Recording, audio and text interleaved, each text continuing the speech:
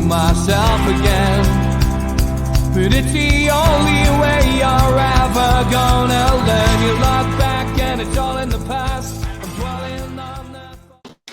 Good evening, welcome to NUFC Matters, and it is the Fab Four. This is a pre-recorded show, so you can have fun in the chat, but we won't be able to respond to you, and we won't be able to put your stuff on the screen, unfortunately. Plus, it means our job's even harder, because we haven't got you guys to rely on giving us some subject matters to talk about. So we're going to have to talk about stuff that we want. So apologies that me and Steve Hasty are having a night out tonight. We're actually going to watch the England-Scotland game together.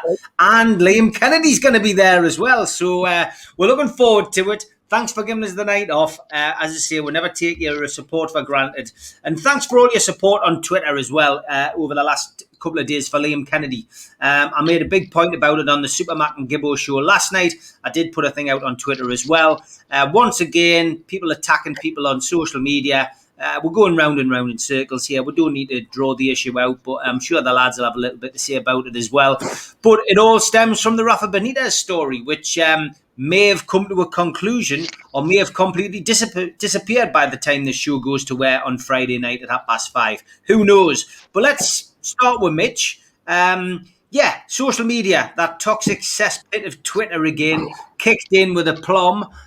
Poor Liam getting it in the neck for doing his job, it seems. Yeah, and he's not cut any of the slack that some people are, I don't think. And he doesn't go out of his way to antagonise or wind people up like some other people do, who deserve a hell of a lot more stick than he gets. He's never said anything out of turn. He's never done anything other than reporting what he's being told from very good sources. It's ridiculous, really. He deserves a fairer crack of the whip than that. Although, like many of you, how much of that stick is just simply by association with your good self, because everything's your fault. Yeah. And look, we go back a long way, Steve, and you and I have had this discussion many times about why you sometimes don't get involved in certain things, because you know what goes on around you when you get involved in stuff, and so it's really unfair to see Liam targeted like that. It winds me up. It gets me quite upset and frustrated. It just shows once again how many cracks within the fan base are there to be repaired going forward. It's really difficult, and it's going to be really difficult. And I'll say it again.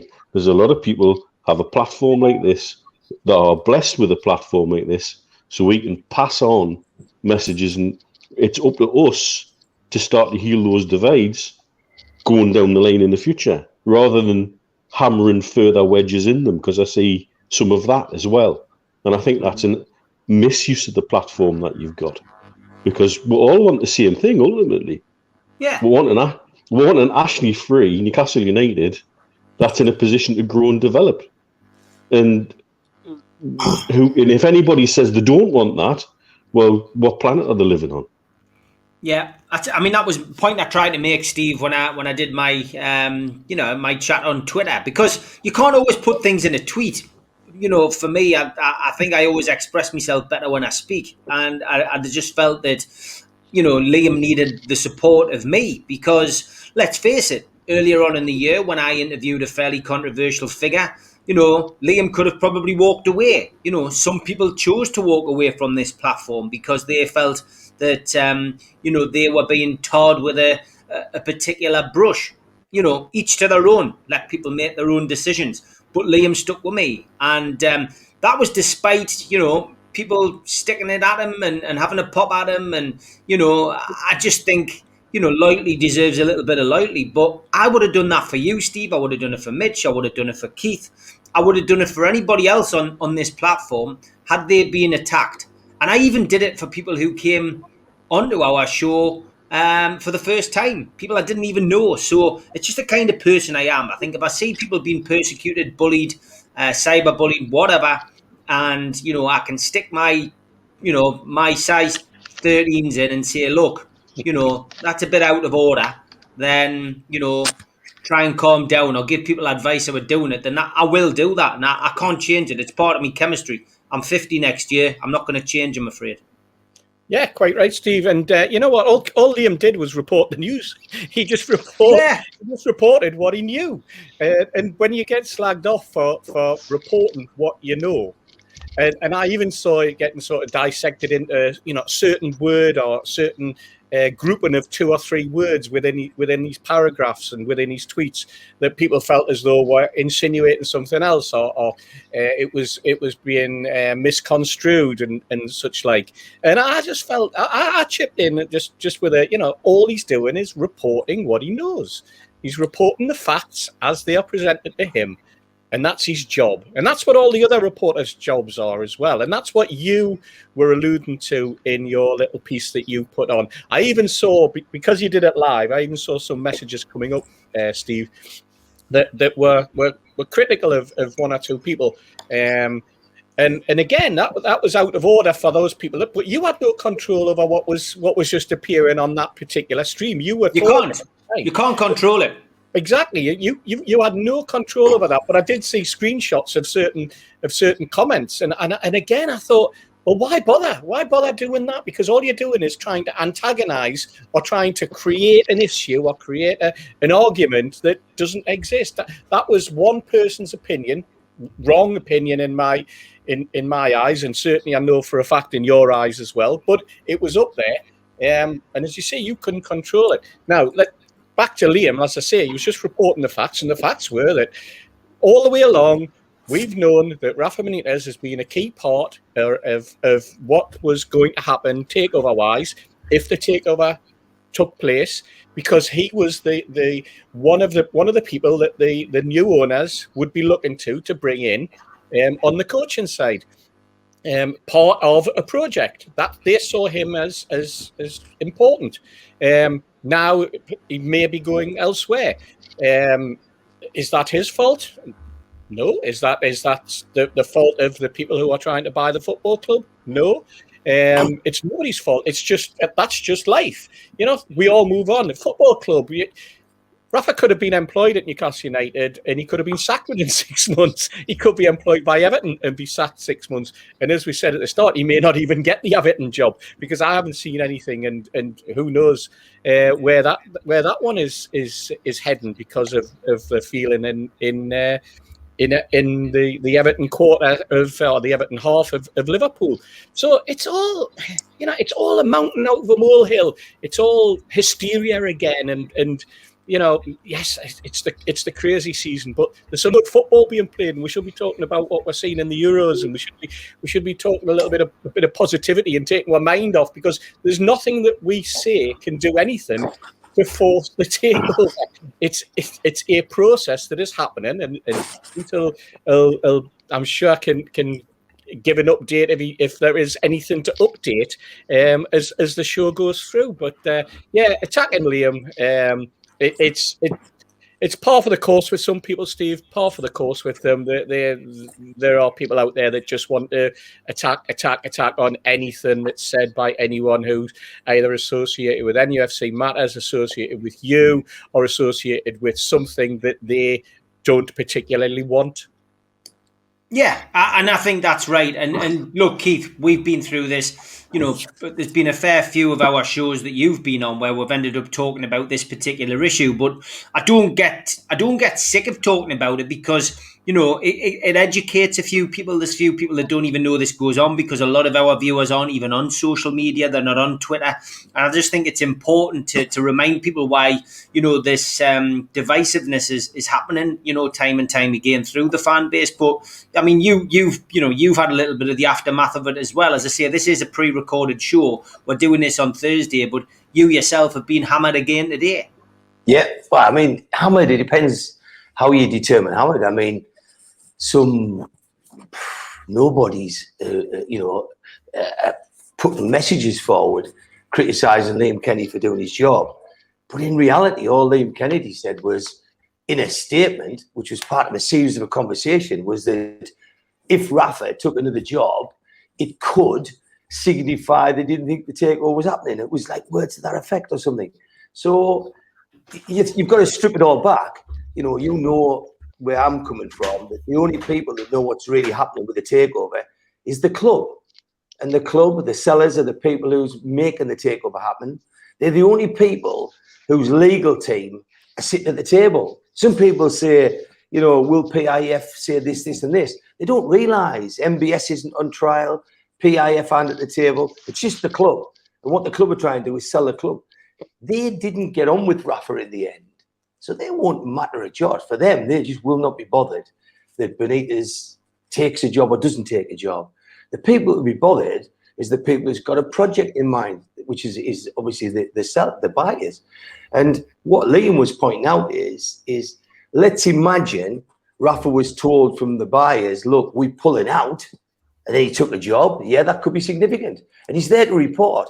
But by the same token, it was done at a time when all of the dialogue was that the takeover is in a healthy position. The takeover is getting nearer to the deadlines.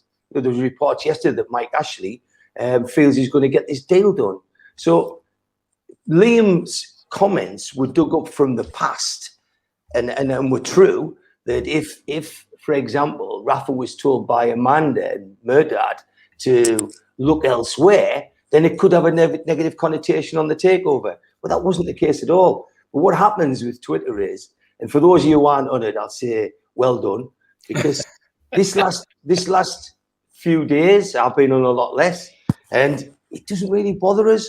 I love some of the people on there, and I've met some of the people on Twitter that's turned up when I've been collecting for the food bank, and it's great to put names to faces, and the support you've given is phenomenal. 11,000 followers. I never dreamt of that. But at the same time, you've got to look at these people who make a relevance in their lives. They probably have sad lives, and they probably have very little going on. So what they do is they choose things that Steve Hasty said, or choose things that Neil Mitchell said, and then they spin it and twist it and pull the word off and add a word in, and they make a story out of it. And then all the typical people that follow them jump on it. It's called a pylon. And I told you when I first started this, I thought a pylon was a thing that carried electricity across a field.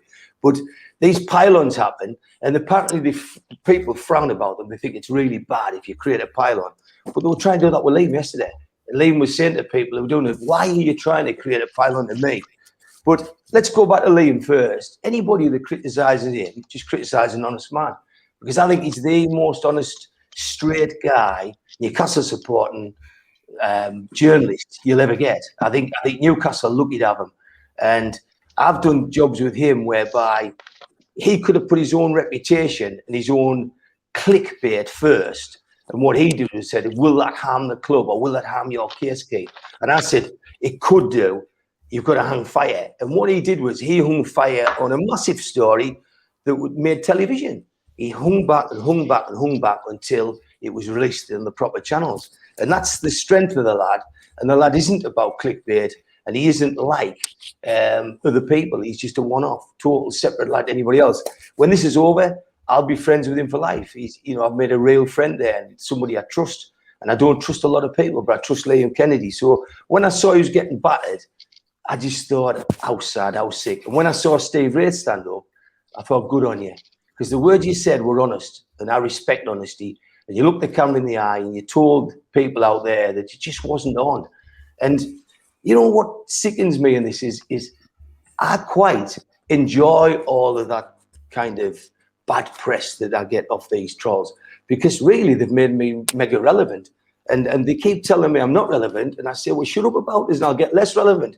But they keep going and keep going. And they keep going on about NCSL and this and that and the other and what I haven't done. They keep going on what I haven't done. And I'm thinking, my God, you're not making a lot of noise about somebody who's done now. But what you need to do now is you need to strip it all back and say, where's it all going and what's happening in the takeover? Why is a Rafa argument becoming relevant to Liam Kennedy?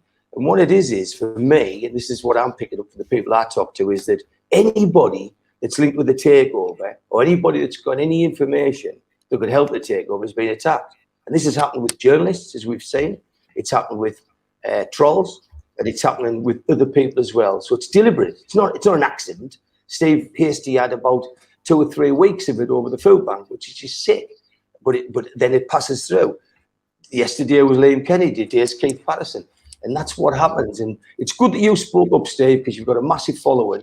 And I think what you did was you galvanized people to sit there and say, well, if I want to take over, I'm with you. And a lot of people come forward and made strong statements, Steve, and they said it wasn't just your message, it was the fact that you were getting somebody's back and that you were saying, what has he done wrong? And the thing that toys with me, the only little bit I do find hypocritical is where people play this, what's the name called? Mental health card. They play this, I've struggled. And then they go and do it to people. It's the same people that's played that card over and over. And then they throw that card in again. And some of these people's been troubled by that. Well, if you're being troubled by it, surely you've got something called empathy, where you would know what it feels like to feel down, or know what it feels like to be attacked, and then just give a bit more thought and a bit more compassion to people, and realize that, when you go to work and sweep up, Liam actually goes to the journalist office and he has to earn a living out of sports stories. And I just think you, Steve, you would better, Steve, when you talk, when you do it, rather than trying to put it down in tweets. I think you said a lot more than you could ever fit. You wouldn't have done the justice in a tweet. And what you can't do it in a tweet, and that's the thing. It's you can abuse somebody in a tweet with 140 characters or whatever it is, but to come out and say exactly what I wanted to say, and Liam rang us about 2 hours later and said thanks so much for doing that, which I didn't do it for him to thank us. I did it because he's my mate and I wanted to stand up for him. But for me, it just needed to be done like that, I wasn't angry. I wasn't shouting. It was just a measured way, and it was just exactly how I felt at the time. And look, you're right. The feedback we got on the comments was fantastic. Big appreciation everybody who did that. And from our perspective, again, we draw a line under it. We'll try to move on, and I'm sure that we'll have another situation again. And I think Neil, what I looked at from this particular episode was that. And again, I spoke to Liam about this, and I know we've chatted on a WhatsApp group as well. But I feel it's the same people who, should the takeover collapse, will be flag waving and whooping and high fiving and at delight, really. Yeah. And I get the impression, Neil, that there'll be more delight in a takeover going south and being able to say, they were wrong and they led you up the garden path, than there will be in a takeover going through. I think they'd actually be happier. Definitely. Am I right, Mitch, or am I getting paranoid? I think I would agree, from some sections of the fan base, there will be that. 1,000,000%. There'll be a reaction that is 100 times what Liam's got today. You know what? If it isn't to go through, I'll fully stand up and take out. But all we've ever done is feedback what we've been allowed to from the sources we've had over time. And while everybody was quite happy to get very negative, we spent a lot of time trying to keep the positivity there. That's it. We've never come out and said something that we hadn't been told, A, this is what we believe, and B, yes, you can repeat that. Because there's plenty we've been told that we can't repeat. Mm-hmm. And that we asked not to repeat.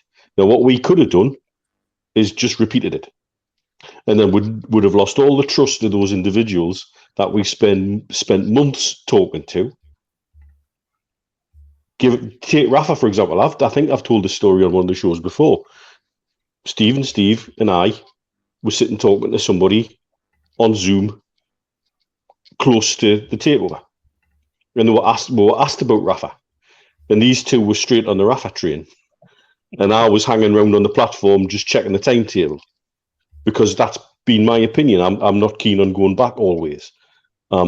If you buy into them with a project, then that's part of the bigger picture, and there's other things in mind on top, all for it.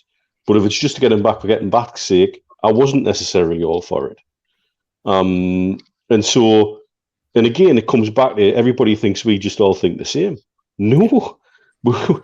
There's occasions we've quite bitterly disagreed on things. But that's because we're mates and we can. you know, and so it'll disappoint us, but I won't be surprised if it was to happen. You know, and I could probably sit and write a list of 20 or 30 names without even thinking about it. Steve, and that disappoints us really more than anything else. Is it wrong, Steve, for to give people false hope if you've got a connection, with people on both sides of the deal and what you're hearing is positive? Do you think we'd be doing people a better service if we said nothing? Because we weren't giving them false hope. We were passing on what we knew, what we were allowed to pass on, what we kept back, what we've been asked not to pass on, to keep confidential. And you know what? When Liam's book comes out, I think it'll all be in the book. There's no doubt about that. It'll be a bloody bestseller. If takeover happens or doesn't happen, once those lights have gone off, then it's all everyone for themselves. We're going to come out and we're going to be telling our side of the story. There's no question about that. I know Mitch will be. I know I will be, because we've been hanging back. But there's no need for us to do it at the moment. The thing is just ticking on nicely. We are, we're just letting people know, trying to keep the confidence high, trying to keep them to understand that all is not lost. Everything's moving on. There's been a process. The confidence levels still remained with the contacts that we've had that have been feeding back to us. We understand the hurdles that have had to go through. We understand the obstacles that have been put in that path. Where we've known about an obstacle, we've been able to explain what that obstacle has been, without betraying any confidences whatsoever. And I think what we've done is we've done it in a professional way. We've done it in the right way. We haven't reacted when we've come across situations where perhaps the three of us and Keith is involved as well, where we've asked things of people and they haven't followed them through, where we've had a confidence that we've been able to pass on in a certain way that wasn't then taken on board. And again, that'll come out in the book, I'm sure. I've had these conversations with those people over the last sort of 3 or 4 months. Well, in fact, not even that. I think the last 3 or 4 weeks, in some instances where I've asked the question, why didn't you do this? Why haven't you said that? Why have you gone down this particular path? And this is where the frustration. This is where I suppose it's a lack of trust, or it's a lack of confidence, or an ulterior motive that people have. Maybe they're going down a totally different path to us. But no, we haven't led anyone down a back alley. We haven't led anyone down any garden path where instead of there being the roses at the bottom of the garden, they're into the cesspit, they're into the muck, they're into the weeds. We haven't done that at all. Everything we have been pushing has been absolutely 100%. I haven't said, neither of us four have said anything on this show over the last 12 months that hasn't been fact. I can guarantee that. And as I say, it'll all be in Liam's book's now turned into an encyclopedia. If we get the opportunity to say what we really want to say about how this has gone, it'll be like War and Peace. I can tell you, probably a good title for it actually when you think about it. When I've spoken to Liam about facts you're talking about there, Liam's turned on to me on many occasions and said, "Wow, can I say that?" And I said, "No, you cannot." You know what I mean? And Liam, we've spoken the last 4 weeks about things that he said would make major, it'd be great. And I said, it's for the book that, but you got to remember, I've signed an NDA. I don't mind, but I signed an NDA and a considerable one. And if I could put everything I've seen, if I could show you one document, it would keep you fellas just your eyes would pop and you just read it. And when you do that, you think what happens when you break an NDA. It doesn't bear thinking about. So I just when I see things or when I hear things, it comes in and it goes. And only thing I'm allowed to do is to release stuff that I'm allowed to release. So when people talk about coming on shows, then they talk about being in the know. I think we sell, and Steve is there. I leave you garden path. I'd love to leave all these fans down the garden path that I'm going down, because it ends up at a takeover. And what I've seen is mega. You know, in what I've seen, I mean, you three have given me an enormous amount of stuff, but the stuff I can't even show you. You know what I mean? I'd love to show you. And when Liam sat with us last time, he said, you know, I just can't wait to get this out. And Liam said to me, how do you know this, take all this shit and do nothing about it? I said, you don't have a choice. You really don't have a choice. I was talking to Colin Whittle, of all people, this week, who I met on a campaign called Save Your Seats years ago. And it's funny because me and Colin were talking for an hour. Just, you know, he went in hospital last night, so we had a chat before he went in, and he just said, you know, there was the same crap then we got, and all we're trying to do is fight to save our seats. And people give you crap for the way you did it. And here we are, we're only fighting for a takeover at Newcastle United. So just before we go to the next point, Neil, I want you to tell you how you've just summed it up about them 20, 30 people, Neil. I just want you to ask you this question. Them 20 or 30 people would rather enhance their own agendas and would rather enhance their own reputations rather than ridding the club of the Ashley ownership for 14 years and bringing in the richest company in the world. One of the owners is second richest people in Britain, we understand, with 35% more wealth than Abramovich. And yet them people's agendas and egos are so great that they would rather, I'm the litmus test. I'll tell you why I'm the litmus test. You three been doing this year, I'm the new kid on the block, and I was a nobody, still a nobody, but I only represent the takeover. And you look at all the abuse. Look at the abuse about today. It's massive, it's intense. Why? Because I bother them. Why? Because what I do hurts them. Why? Because what I do is contribute to get the takeover through. But why is it them people are so bitter and so driven that they don't want to take over for Newcastle? They want Newcastle to be in 16th, 15th, 14th place ad infinitum rather than having Saudi ownership. My question to you, Neil, is, because I know you would talk, is why have they got that in-bitten agenda? What is it about them that's making them? Why is Keith Patterson such a threat to them for wanting to take over, and why are they so driven to stop it? That's a question I can't answer, really, Keith. You know, I can't. But I've said all along, I get that some people may have moral, ethical grounds that concern them and trouble them. I understand that. I live in the Middle East. Yeah, I know what goes on out here, and though you could apply some of those same things to the country I live in, to the country next door, to the country two over, to the country further over. That's even worse again. To the one that owns beIN Sports, you can apply them all. And so I get it, but equally you can apply it to Thailand. If you look at their human rights record. Yep. And nobody bats an eyelid at Leicester City's ownership. Is it not political? There's got to be a political element to it as well. You know, I get that as well. But we've also got to apply that in the reality of the 21st century. And the reality of the 21st century is very difficult to that 50 years ago. And so I'm a very different place in terms of political compass to where I was when I was a young gobshite writing things in true faith. That's for sure. Yeah. You know what? It reminds me of the Eurovision Song Contest, where no matter what you believe, no matter what you think of the song, you'll not vote for it. You know what I mean?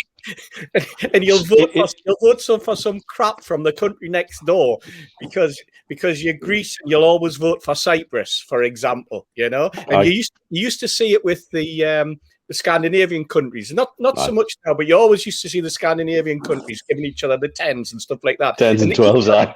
No, so it was like going around a clock, wasn't it? You give a 10, so then you give the 10 to the next one, so they give the 10 to the next one. And it used to go around those 4 countries. It's a bit like that. It's a bit like the Eurovision Song Contest, you know. It just doesn't. That'll be the phone, Keith. It's not mine. That's my phone. That I think. Oh, that'll be the phone, Steve. That's somebody asking for nil point, I think. But it's crazy, isn't it? I mean, you mentioned there, Keith, a political element. I'm sure there is a political element to some of it, but I don't know what the politics is, because it's whether it's left or right, whether it's local, whether it's national, whether it's international, whether we just want to stick, when some people want to stick their noses in regardless. And we are going to do, over the summer there'll be some shows come out that Steve will have pre-recorded that'll talk about, as you mentioned earlier, that the Save Our Seats campaign, or how we set up NUFC, or how NUST went. And one of the things that we were very lucky that we could do in those days was we could go out and we could meet and we could talk to each other face to face.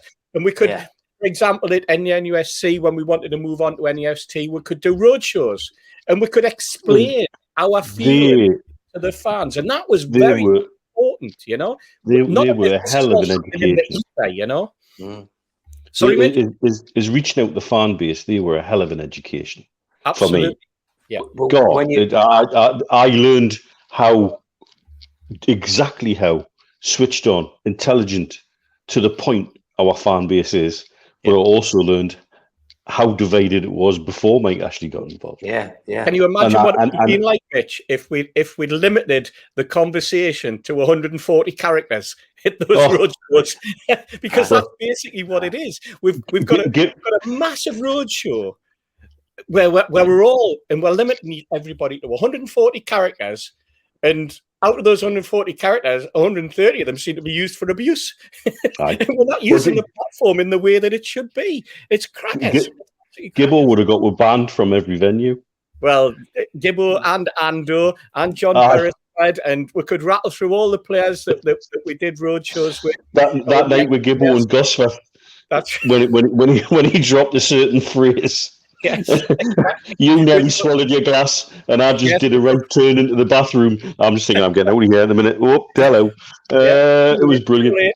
But what I was going to say before, though, just to give an idea of people about what happens when you protect contacts and when you look after people when you're doing stuff like this.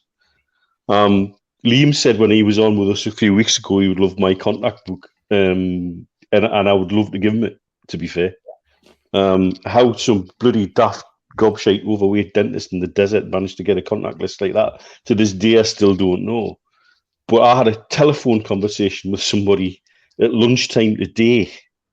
Now I've told Steve about it, but I haven't told you the other two, because I haven't had time yet. From somebody who was previously involved in a takeover, wanting to pick me brains, or a takeover attempt rather, wanting to pick my brains about how the arbitration was going and how the cat was going. And could I give them any info? So the vultures are already circling. And so this, as Steve and I have banged on about probably to boredom over the last few months, there's always interest in Newcastle United. There's always somebody in the background saying, I'm really interested in that club. And the stumbling block every time is, how do you negotiate with Mike Ashley? He's the most difficult willing seller in the world. That's why I say what Keith's done is a totally different angle that anybody else has tried. Yeah. Everybody else has tried to poke him through the door with a stick. Keith's held the door open and said, can I help you out of it? Totally different angle. But this guy's like, right, I've had a meeting with this guy because his son's in the same class as this guy's daughter. This guy's the son of somebody who used to own a football club in the Premier League. And they're talking about putting a vehicle together here in Dubai. And could I give them any information about how I felt the cat was going to go and how I felt the arbitration was going to go? And he got a very polite, I can't do that, but I know why you're ringing us and wanting to talk about this. The guy happens to be a patient of mine as well, and a good friend now. and that's why he felt he could pick the phone up, you know. And so I find it fascinating that it still goes on. But why did he feel he could pick the phone up and talk about this with me? Because we've mentioned his name, I think, once, ever. Mm-hmm. And I think that was when I got carried away one day on a Three Amigos talking about it. We've mentioned his name once. And to be fair, he's always said he wouldn't have a problem with that. But I do. Because that was two bids that went totally under the radar.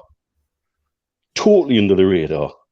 That even some of the prominent Northeast journalists didn't know a bloody thing about. And why did he feel he could do that today? Because I've not really give it away. Mm-hmm. But it also reflects when you talk about Newcastle United and takeovers with Mike Ashley. How much interest a month, Steve, did Justin Barnes say they were getting at one point? I think they're going to go. He told me it. He said to me, he said that in 1 month they had 90 inquiries in a month. There you go. And people got all that fact, and then the next time it went out, somebody said, "Oh, they've had 90 inquiries in 6 months or something." It was a load of rubbish. And you're not going to get 90 every month, but there was a period, and it obviously coincided with the takeover, in inverted commas, collapsing. But you talked earlier about roadshows and that. I remember going on the roadshow with John Hall in the Magpie Group. I was at them roadshows, and then I went to the ones.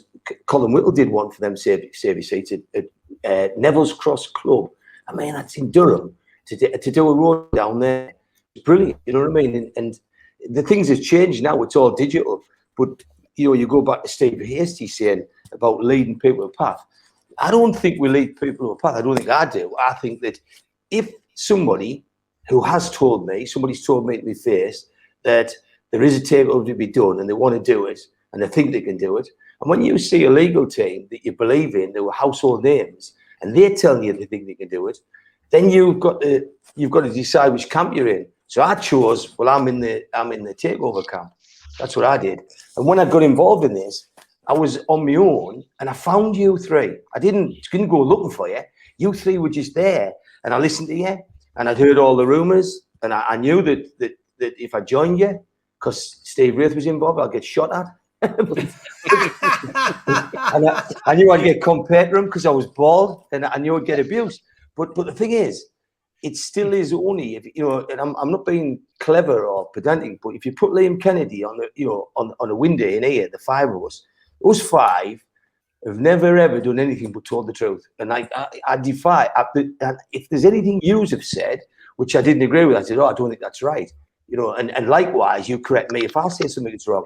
But all I'm doing is I've been told by good sources there's a takeover to be done. I've given a year of my life up to do it. And I would like to lead all the fans towards it, because if there's a takeover to be done and we don't get it, it'll pass us by. This is a once in a lifetime. If this takeover doesn't happen, I don't think in my lifetime we'll get a takeover of this scale. I think we'll get a takeover, but I think it'll be a 250 million takeover where it's gradually built up, and I think it'll compare more. I don't even think you'll get a takeover the size of Aston Villa's.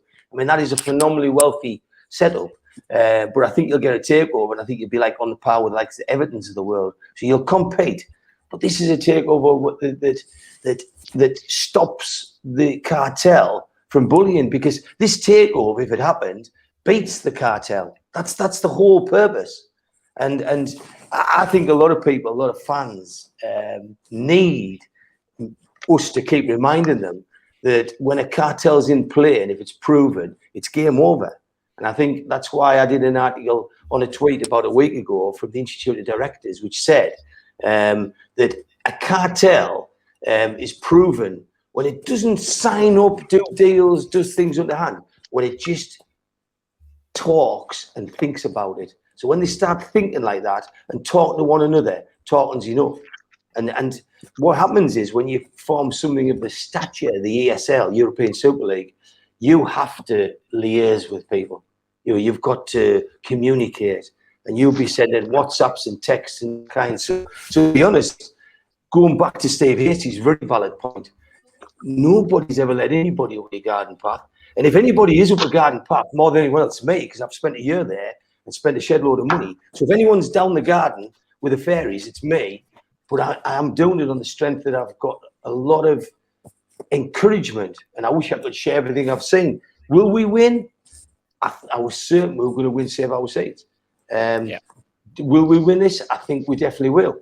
The club's lawyers on Save Our Seats thought that the fans would win, but they did it. They've got out on a technicality, so it's never a guarantee. But somebody criticised me today somebody actually criticised on Twitter today and said, you used to say when the take goes through, and this week you've just said if. Oh my God! I mean, seriously. So I do think when it goes through, and I think it will go through. But if I put a statement saying if this goes through, chances are we'll get the choice of every top manager in the world if Rafa goes to Everton. Well, look, let's look at it. I mean, this is what caused the problem.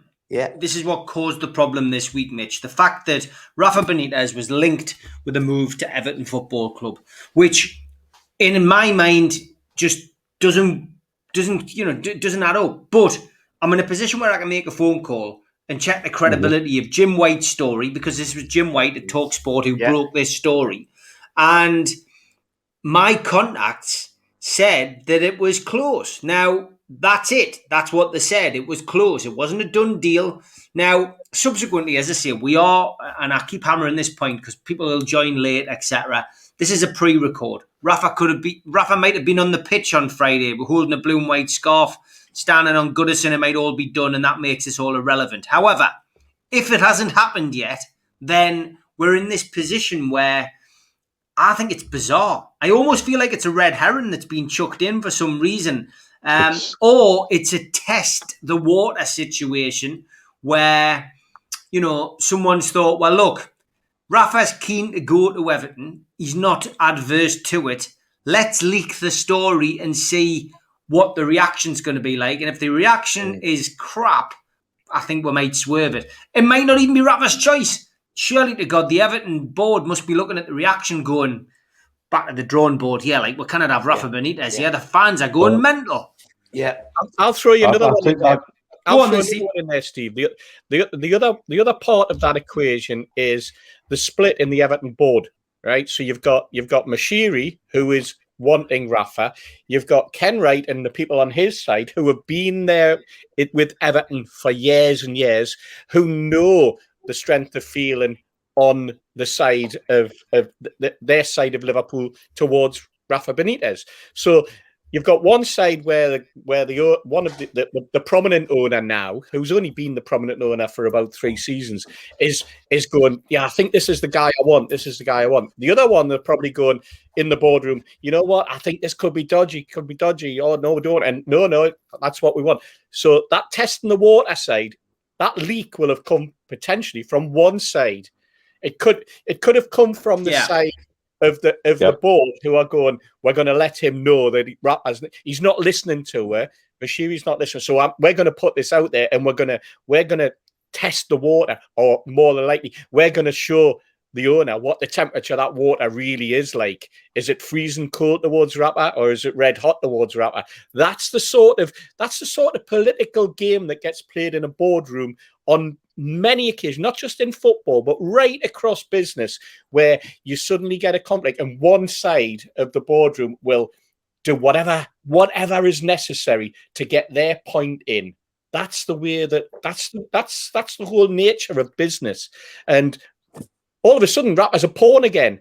So he is now. He's told one side. He's told somebody that well, you know what? I would be interested. On reflection, I would be interested. So they have a word with him. There's a chat. It looks like he's getting all the right vibes coming, because that particular owner is going, you're the man I want. But as you say, by this time tomorrow, it could be that he's standing on Goodison, waving the blue scarf and holding up the shirt with Rafa 1 written on it. Or it could be just carrying on, because we've seen with Everton, we've seen 3 managers so far who have, according to the press, according to the super press that we have, who are in the know, we've seen at least 3 people, and now there's a 4th name being thrown around because all of a sudden one side of the press are going, well, it's actually Gattuso that he wants. It's not Martinez coming back. It's not Moyes coming back. It's not Rafa coming back. There's 3 of the names straight away that have been found out that only a fortnight ago we were told were almost nailed on for that Everton job. Everton are a bit like Tottenham, aren't they? The boardroom cannot decide what they want. They can't decide where they want to go. They can't decide whether they want to go massive with a manager that can take them on the next plane, because they have a huge problem because they're building another 550, 600, 700 million pound stadium in the same way Tottenham's done. And if their board's got any sense, they'll be looking at what they did when they suddenly got a Mourinho in, and within 9 months or whatever, he was gone. And it cost them an absolute fortune to get rid of. So, you know, there's all sorts of dynamics that get played in boardrooms, and there's also an awful lot of dynamics that get played outside the boardroom. And I think we're seeing a perfect example of it now at Everton, and it's a repeat of what we're seeing at Tottenham. Do you not think, though, as far as Everton go, the chance that they take or the risk they take is years? You're on mute, Steve. I know, sorry. 5 managers in 5 years, Keith, is what I was trying to say. It's because, remember, guys, I am in a kitchen, and when kids are running around, it's an absolute nightmare. It's a distraction. So I'm not at St James's Park. So five managers in 5 years, I think, tells you the story about Everton. And what I was going to say, Keith, before you comment, was Duncan Ferguson, for me, seemed like the perfect fit. Yeah, when he stepped into the caretaker's role. And he's an Everton legend. I agree with that. And the other thing is, don't underestimate it could be that somebody's tested the water. I mean, I've never seen somebody go for like a high-profile manager. He was 12-1 on yesterday, and he went to 4-11 last time I looked. And that's it. In betting terms, that's a phenomenal swing. You know what I mean? He's nearly at 1. He's getting towards 1-2 from 12-1 on. 12-1 on. There's no bets. 1-2, people can still make a lot of money by backing that. So if it was as certain as what certainly the feedback I've got, the feedback Steve's has got, then you'd have thought they would have just appointed him and stopped all the polls and stopped all the decisions. But put yourself in Liverpool. We all know the city well, and put yourself in a red shirt and stand there in the pub against the Blue Nose, and they're working the tickets and saying, man, you're just a little club, ask your manager. You know what I mean? And how are you ever going to get around that? Because, that's the history that's upset a lot of Everton fans, I know. Yeah. Yeah. And the other thing is, did any of you see the, it's got to be the only word vicious, thing that Andy Gray, Everton through and through, and Richard Keys, Hairy Hands, put out? Keith, I get that every week, man. What did you make? What did you make of it, Keith? It was. I couldn't believe how they made it as relevant and how they made Andy Gray the Everton pin-up boy for that discussion. And I just thought, Jesus Christ! I thought you just hated Newcastle. Actually, you must hate Benitez as much as Newcastle, because I couldn't believe the venom in what they were saying. It was like crisis time. And at the end of the day, it's only a manager going to a football club, but it clearly boils the pee of them two people. And their hatred for this man, Rafa Benitez, makes me like him more. And when does it boil it of both of them? Is it not just Richard Keys? We've seen this before, where at times Gray backs off and looks embarrassed. Or do you think they both have an Benitez agenda? On the Benitez thing, it boiled Gray as well. It's the first time. It's the first time that Gray wasn't like blushing at Keys. It was the first time he was more saying categorically. He made a comment that I've spoken to my contacts at Everton, and we don't want that man at this club. Oh my God, it was vile. It was horrible. Did you see the full clip though as well? This has obviously been a primed conversation in the studio before, because you then had the excellent goalkeeper Robinson joining in, totally passing off Rafa as almost irrelevant. Yes. And you're like, hang on a minute, where's this opinion come from you? Who are you? There was somebody else sitting there. Who are you? Not a word. Who was that? Was it Bakary Sagna? That's right. They've had Bakary Sagna in because he's done so well on that Arabic coverage. Yeah. They brought him into English coverage. I have to say the lad's quite switched on, and he stayed very diplomatically silent You know what it is, though? through it all. Guys, this is Andy Gray, who puts out that he's a blue nose, right? He puts out that he is the epitome of Everton. You look at him. Andy Gray played 49 games for Everton. He actually played more games for Wolverhampton Wanderers. Played 133 games for Wolves, and he went to Aston Villa twice, where he made 113 and 54 appearances. So I think he may have made more appearances for West Brom at the end of his career as well. He played 35 times for West Brom. Oh, there you go. Not that far away. He actually played more games for Dundee United than he ever played for Everton. And yet he puts out this thing about him being like, 49 games, that's barely a season. It's ridiculous. But these guys live in this sort of moral sort of compass, which is basically a cocoon that they've wrapped around themselves. No, it's a moral vacuum, Steve, is what it is. That's the word. It's a moral vacuum. Look, I can give you a couple of spins on it. You look at Rafa, he's based in Liverpool. His home is Liverpool. Yeah. We don't know what he's being offered. If somebody turned around to me and said, Mitch, for the next 5 years, I can guarantee you double your salary, will you come back to Newcastle? And for all I love my life in the Middle East, yeah, I would do that for double my salary. Then I'd have to do the shows from a beach in Thailand being brought beer by scantily clad Thai ladies. But that's... All men, don't start getting the woke brigades. Oh, don't, man. Well, you never know out there, to be fair. So you don't know where he's at with the family. He's happy at home. You can see he's happy at home. We've had non-stop tweets of his dogs for the last 6 months. And so you don't know what's been slapped on the table in terms of an offer. And what kind of control he's going to be given? Is he going to be given that project he wants to run again? Because Everton to him could be a project if he views them as a little club in Liverpool. Yeah, and then I've looked at the reaction of Everton fans. I know one very, very well who used to work for Liverpool with his dad, and both of them can't stand Rafa because they lost their jobs when Rafa came in. And he doesn't like the way his dad was treated. And his dad was well respected by Liverpool players. He's mentioned in Jersey Dudek's autobiography as the Wolf of Wall Street of Liverpool Football Club. He could fix any problem. And the players loved him. And the players loved John as well. And so he's turned around today and gone, well, that's it. If he's appointed, that's me done with my club until he's gone. And at least it'll make me weekends happier. And that's somebody who, for all he's worked for Liverpool and how I know how it works in that city, they're quite happy to interact in a way that we don't really often interact with red and whites ourselves because they share the same spaces. Yeah. And there's divisions in families. And they did more than a sterling job. And John's got 1,000,001 hilarious stories about dealing with Liverpool players and sorting problems out and rescuing people lost in the worst areas of Liverpool, and their Lamborghinis worried about having their car stoned and things like that. All these things that his stories are cracking once you get him started. For him to turn around and say, that's me done with my club. And you look at the other Everton fans he's interacting with, who are obviously mates of his from home from a long time ago, and lads in Dubai, some of which I know as well.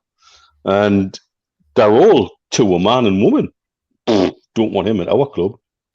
So when you say, has this been leaked by somebody to just dip their toe in the water and see where it comes from, see where it goes, that's not an unreasonable suggestion, because as it stands, obviously, again, like Steve says, he might be on the pitch with a blue and white scarf by this time tomorrow, and so we've got to be, circumspect about what we say, because our sources say it's close.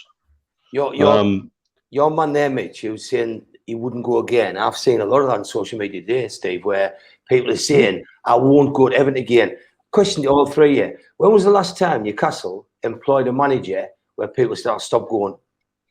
When he started, before he starts. When did somebody say, I'll never go to Newcastle again if you appoint that man? Tell us one manager. This one? Probably Steve Bruce to a degree, and 10,000 people stopped going. Yeah. So Steve Bruce, and they were proven right just to many things. When's it happened? When's that happened at a football club?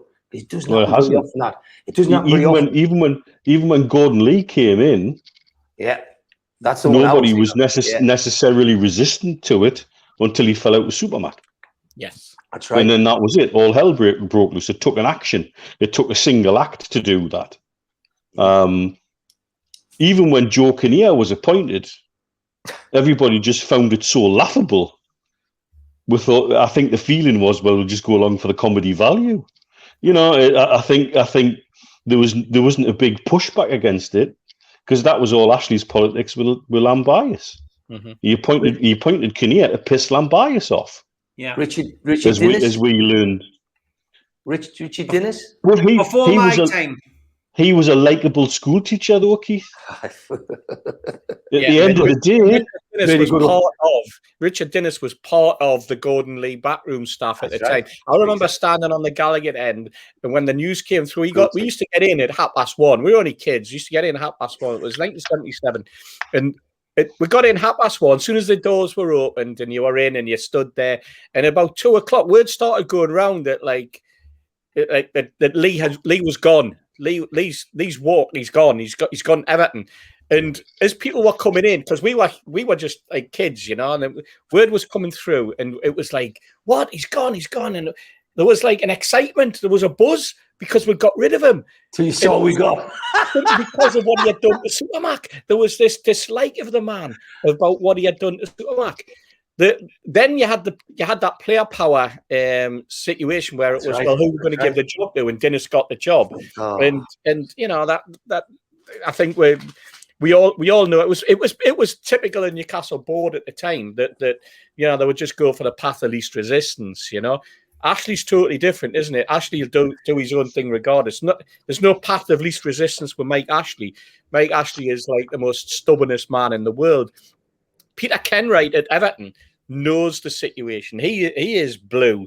You know, he knows the situation. Right. I've haven't contacted any of the lads I know that are involved in the food bank over in Liverpool, because they work together really, really well. The Everton lads and the Liverpool lads work really well together. They still have that bitterness between each other when it comes to football, those differences, but all those differences go out the window when they're doing the stuff for the food banks, and it's great when you're in conversation with them. You know, you've got Ian Byrne, the MP of West Derby, who's a red, and then you've got Dave Kelly, who's a blue. Who, you know, yes, politically they may be aligned, but when it comes to football, they are totally, diametrically opposed to each other. And even when you see them together, the patter, you know, like they came up here last May, I think, May or June, and they brought up 1,000 face masks or face visors that they wanted to dish out around the country. They made it, you know, they just hopped in a van, had all these young people making these face visors, and they wanted them distributed for free around the country to at the time was the demand. And they come up, and there was still the banter. I'm standing on Strawberry Place with Bill Corcoran and with my brother Jed, with his son Sonny, with Steve Walworth and his wife who helped to distribute them. Loads of other lads, Danny, who you know, Steve, and we're standing there. And they'd driven up together. They'd been in the van together. They were on their way to Leeds. Then they were going to Huddersfield, and some of the lads had gone down to West Ham. And soon as they arrived, the conversation started about football. And immediately you had Ian telling me one story, and you had Dave interjecting and contradicting each other about it. And that was what was, but that's the rivalry. You know, so even when they were sitting in the van together, but when it came to food bank, they were 100% together. And that's great to see. But I can imagine there's some absolute ribbon going on between them at the moment about what's happening. Just as that ribbon carries on in the same way as we do with some of our work colleagues from Sunderland or whatever, where you really have a go at each other, and especially when it used to come to. Do you remember those days when we used to have derby matches against them? And it's a long time ago. You know, we're all getting a bit older. We've probably all forgotten what a derby match against Sunderland was like. But that's the rivalry, isn't it? That's that rivalry, and it exists in Liverpool. you remember when they used to talk about Everton and Liverpool turned into a friendly derby, and they all used to stand together? That urban myth about them, because that's what it was. The rivalry in the families at 9 o'clock in the morning, once they'd had their breakfast, whoosh, it would go out the window in terms of friendship until the bar was shut, and then they come back and they woke up the next morning on the Sunday after the Saturday. To be fair, it all changed a little bit, didn't it? After Hillsborough, I think there was a unification within the city. There was and rightly so. People. It's a proper rivalry, Steve. It's not like there are bound to be people who have a nasty rivalry, and a violent rivalry and stuff like that. But there's an edge, and there's a proper fan rivalry, in the proper way that you should be, because you should be able to go to work on a Monday morning after a win or defeat and take it gracefully. And these lads do it. They do take it gracefully, but they have pride in their club. That's what I'm getting at. The pride that they have in their club that exists, and that's what this is now. This is people taking a stand. Those Everton fans that you're talking about, Mitch, they're taking a stand now. Yeah. They're taking a stand against their own club. They're not taking a stand against Liverpool or against Liverpool fans. They're taking a stand against their own club. They've spotted something that they don't want, and that's where it becomes a big problem for that boardroom. A massive problem for the boardroom. So will it happen? Will it happen? Will it go through? What's your gut feeling? Do you think it'll go through? My gut feeling is no. That's my gut feeling. Steve? Yeah. I don't think it'll go through either. I just think... You don't think it'll go through? No. Mitch? I think it will. Yeah. I tend to think it'll go through as well. I think it's... I think it's got to the point where I suspect they're literally discussing the minutiae. Yeah. All the finer details of the contract. That means the show's won, hasn't it, Steve? Because it's 2-2. So no matter what happens, the show's got it right. Well, I think that's why they've chucked it out there to get the storm over before they actually announce the appointment. It's interesting. I mean, my contact is a good contact to have. Join the dots. But at the end of the day, John doesn't like him. There was no. It's done. It's close. It can be close, but then move away. It can be close. As I say, the whole thing could be irrelevant. The deal might have been done before this show goes to air on Friday night. But great chat, lads. Got us through the first hour. We were all going, we might struggle with for something to talk about. We're no supporters. Man, it's us. We will never struggle for something to talk about. But as always, we could have done a full show on these.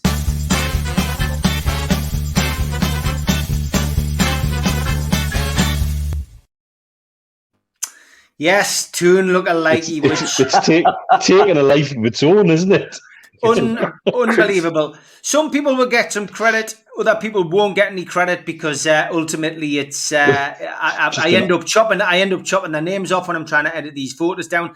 A lot of people just wanted to know what you guys would look like if you look like me, which I found was bizarre, but I love this with beards.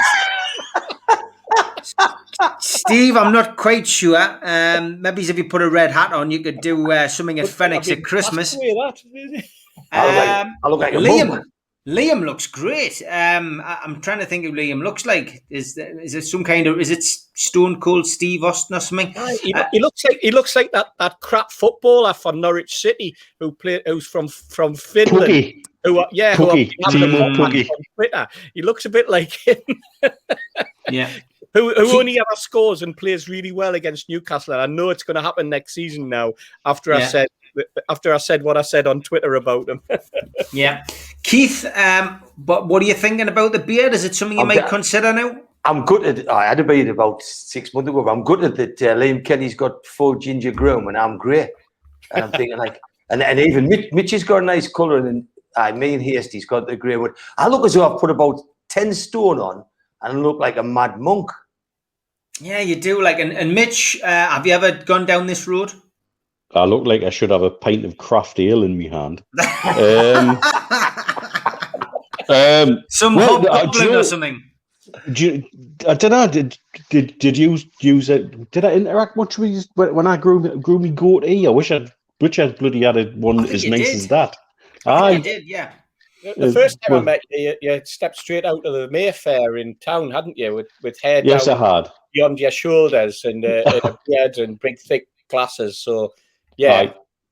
There's a T-shirt for John from Q-Tech, straight out of Mayfair with Mitch. That's a good one. I dread to think what he's going to come up with that. I don't think it'll be a beard with Mayfair. Anyway. But yeah, John, there's one for you to ponder. Okay, this one was great from PG. Steve Hasty there. And fantastic. Steve Hasty and Mitch. Jack and Vera. I love the photograph That's selected magic. for you there, Steve. It's very last of the summer wine. Yeah, yes, definitely. It's either last of the summer wine or it's what they call the drag artist who does the dog shows now. Yeah, the Scouser. The good thing is you both play the characters very well on these shows. Yeah, well, it's true. Like, there's Neil straight out of Mayfair, and get your coat you've pulled. Exactly. Brilliant. Thanks for that. It's a grab a granny night, that Mitch. Thanks to Mark Byers. Thanks to Mark Byers for this one. Mark's going with one I've seen a few times. Poor Ben, yes. Getting compared to Where's Wally. It seems to be anybody who's bald is Steve or Keith, and anyone who's got glasses is Ben Jacobs. This one was doing the rounds, not Newcastle related, but very good from Wilmer in Scotland. Benny Hill and Bojo. I thought that was excellent. I think I'd rather have Benny Hill as Prime Minister, actually. Yeah, me too. Now, Dr. Squat Pump did send this last week, and of course, anyone who watched Liam Kennedy's show, not this Tuesday, but the Tuesday before, will have seen him evaporate into thin air and melt. It was almost as if there was some kind of alien invasion in the Kennedy household. But yeah, he's just wanting to remind us that John Merrick, the Elephant Man, also looked like Liam that week. Now, this one is split up into a couple. I've been compared to an international manager this week by Andrew. Steve Clark. Hold on. Yeah, you need to get the eyes right, mate. Yeah, I don't mind that. I'll take Steve Clark all day. This one is supposed to be Steve. This is Steve Hasty. Yes, who's this supposed to be? I don't know who that's supposed to be. Can you do that smile? Oh, that's the smile, Steve. Well done. That's it. Yeah, exactly. Hi. And this one was Neil Mitchell, which I found a little bizarre. Like, I've never thought of you as a Dennis Taylor. Are you any good at snooker? What if I turn my glasses up like that? Does that work? I've still got Dennis's glasses in the back room if you want them, mate. Yeah, that's a classic. Yeah. Absolute classic. Okay, so we did. Anyone who watches Twitter on a regular basis will know that there's been quite a few people using the Reface app, which doesn't quite count as a lookalike, but putting my face on Dr. Evil and Mini Me seemed to be something that people enjoyed doing last week. But I'll give you some credit. It actually looks like my brother-in-law. Does it? I think that's, we are the mags. We'll give you that one.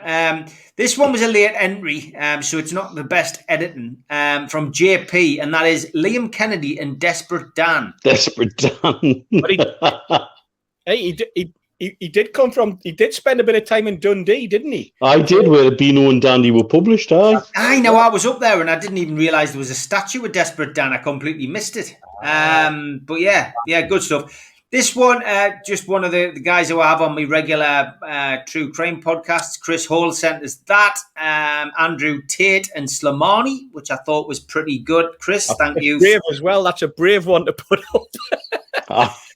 It is, yeah. I mean, Andrew Tate, if you watch the podcast, he's certainly a man full of opinions. Like, it's a wonder the video didn't get struck off. But there we go. This was, again, another late entry.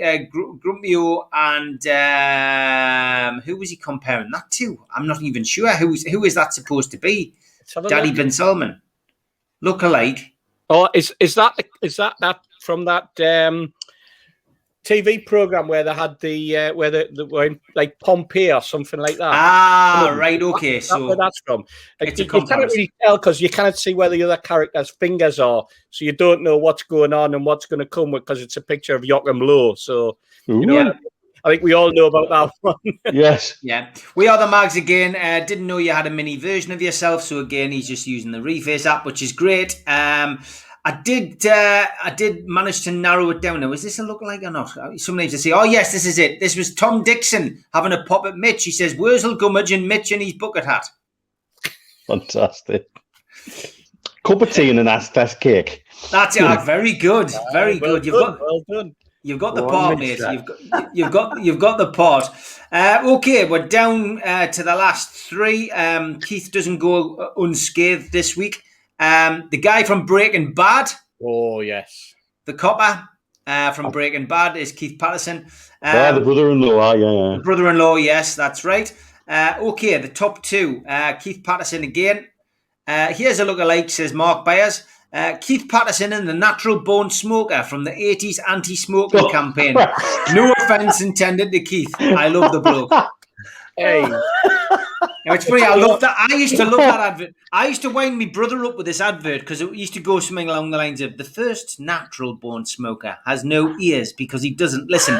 And my younger brother used to go, stop it, man. And I used to go, Rob is the natural born smoker. I used to wind him up, but I thought that was quite funny. Looks nothing like you. I used to like Mark Byers as well. I thought he was a really good bloke. Yeah. I like Mark Byers, although he's sending us a nice cream from America. I'm not sure how that's going to work out by the time it comes to England. Roll your street mind. Yeah, but big shout out to Mark. He's a big fan of the show. And again, thanks for all your support on Twitter. Okay, this is the winner. The Geordie Bear says, watching Titanic, I swear I had a double take. That's the old girl, isn't it? Yeah. Oh, it's classic, that That's to be my favourite lookalike this fantastic. week, guys. Absolutely brilliant. Steve Hasty, poor Steve, getting it in the neck again. But keep them coming. Send them to Steve Hasty, Old Hatonian, Mitch, Geordie Dentist, or NCSL 1892, or me, Steve Wraith, on Twitter, because we absolutely love them. We could do a full show of them, but thanks again. Absolutely brilliant.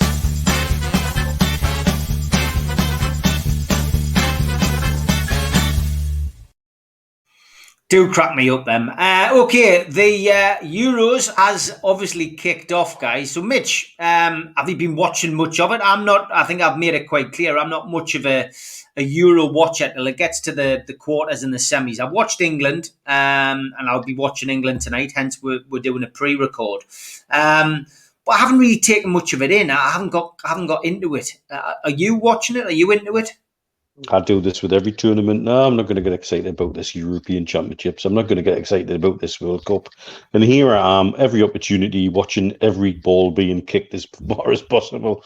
So yeah, I always do, mate. Always do. Always get sucked into it.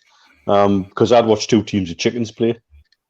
You know, I used to upset my family by going up to Alta 1 on the Oman border to watch them play football. You know, 6,000. It's bizarre. You go through a very old village, which is modern in no way at all, and then all of a sudden stumble onto a modern 6,000 stadium with a training ground attached to it with 5G pitches and all sorts, just in the middle of the mountains, you know, because that's what happens over here. It's quite normal. And so if I can bother me backside at 8 o'clock in the morning on a Sunday to go all the way up there, you bet your bottom dollar I've got every match available to watch here at fairly decent times. You know, the three kick-off times out here are 5 o'clock in the afternoon, 8 o'clock at night, and 11 o'clock at night. So I can pretty much have, once I've done work, I can have football on constant, no matter where I am. In the pub or if I'm at home, football's on, bang. So yeah, I get dragged into it. I've been persuaded to join a fantasy league, which is something I tend not to do. The only fantasy league I bother about is American football fantasy leagues. But I've even been dragged into that for this tournament. So yeah, I love it, and I'm loving the diversity. I think we've got some interesting teams, and I don't think there's any fixtures you look at and you go, "Oh, that's a bye." You know that every team's going to be bothered by another team at some stage, and there hasn't been many upsets, but there's going to be upsets, and I'm convinced of that. But I'm also equally disappointed in seeing how, say, for example, Turkey. I thought Turkey would perform better than they have done, and they just haven't. They've just not showed up. I was speaking to a Turkish lad the day at work, and he's gutted about the way the team have performed. So yeah, I always get dragged into it, man. I always say I'm going to be cool about this championships and not get carried away. And here I am with a 500 dirham vintage shirt bought in the bag, which will be worn tomorrow, and all of that. I cannot stop myself. What about you, Steve? Are you sitting at home with your cans out and watching every game, or have you just dipped into the home nations? No, I've watched as many games as I can. I missed this afternoon's game, but I got back in time for the. Sorry, I'm saying this afternoon. Yesterday afternoon's game, but I got back in time for the Belgium game, which I thought was really, really good. But I think there's been some really, really good games. Some teams have surprised me. Some teams have disappointed me. I'm impressed with the intensity of some of the games. I think it was a couple of weeks ago I put my money on Italy, and I only put them on Italy because I wanted to avoid the usual suspects, if you like, but been pleasantly surprised by the way that they've played. I know Mancini's a really, really good manager, but I think it's shocked a lot of people that they seem to be solid at the back, but it's the way that they've played. Reminded me very much of the way Leeds have played this season, where as soon as they've lost the ball, they're back in shape and they're back in that, but they're challenging in the right places, not letting teams come onto them. I thought the Belgians in the second half, when De Bruyne came on with Hazard, but in particular De Bruyne, then you suddenly saw a different side of Belgium. I thought they controlled the game really, really well. I thought the Germany-France game was very, very good. I'm not too sure whether the French played just within themselves and they're just getting into the league, into the tournament. But the way that they took their goals, the way that the counter-attacking, and I was surprised by Pogba, I must admit, because there's a player who I often think is a little bit lazy, but when it comes to playing at international level, he does show that he is a really, really class player. And I enjoyed the England game, although that was a bit, there were elements in it where the game sort of took a bit of a rest period and then came back on. But for England, Steve, the fixture. Sorry, I think if that Foden shot had gone in early on, the one that come back off the post, it would have been a totally different game. I think they'd have eaten. Exactly, and I think it had all those hallmarks. Yeah, and I think what we need is, from an England perspective, and I'm sitting here with my England shirt on, and we've got the Scotland game tonight. What we need is we need there's been a lot of criticism of Harry Kane over the weekend and as the week's gone on, but I think Harry Kane in England is a different style of player to the player that we've had from Tottenham this season, and I think that if Harry can get a goal, I think then again we'll see England be able to really sort of turn it on. But it's going to be the big question is where it's heading, where the tournament's heading in terms of the group. Once you're out of this group, then you get into the knockout stages and how the draw is. And if you remember, I said that I'd chosen Italy because I thought they were on the right side of the draw. And it's going to be interesting to see whether it does work out like that. And I certainly think England are going to be are really on the wrong side of the draw. But there's been two players of the tournament for me so far. The 2 goals by Lukaku. And what can we say about Ronaldo? You know, he doesn't even drink Coca-Cola anymore. He just drinks water. You know, but the guy. I mean, dear me, the penalty, is that one of the best penalties you've seen? He absolutely hammered into the bottom corner. Keeper went the wrong way, but they have something about them, the Portuguese as well. So for me, it's going the way that you would want, and especially the way UEFA would want a big tournament to be, because the big players are performing. Apart from the Germans so far, but I still think the Germans will make it through to the qualifying. I'll tell you the other thing I've noticed so far: how well is VAR being used in this tournament? Yes, and that now reflects it back on the Premier League. Is how it's not VAR that's the problem; it's how you and your officials are using VAR. It's how you and your officials are told to use VAR by maybe one or two people in the PGMOL who we spoke about before, who we've been to Premier League meetings with, who we've witnessed and listened to, and we know how dogmatic they are in the way that they want to run the refereeing in this country. And we've sat and we've listened to Mark Halsey talking about it. And you're right, Mitch, the refereeing and certainly the way that the VAR has been used has been superb so far. I can't recall any lines across the pitch. No. I can't recall. I've never seen a referee going over to look at a screen. One today, the penalty today that Ukraine got against North Macedonia. Yeah. It's the first one I've seen a referee going over, because he can't have seen that in real time. No. He needed a VAR to see, because to me in real time it looked like he hit the lad's back. Yeah. So if I'm thinking that watching on the telly from four different angles, I'm sure as hell he was thinking that too. But he used it right. He said, "Look, I can't give a decision. I need to see VAR." And so for me, we've seen a way forward with VAR that the Premier League just can't and haven't given me. Yeah. And you're right. I don't remember seeing stupid bloody lines painted on the pitch at all. Anyway, and so VAR should have always been viewed as something good. But then I've always looked at how long it took American football to get their review system right. It took them 9 years. It took them 9 years to get the review system right.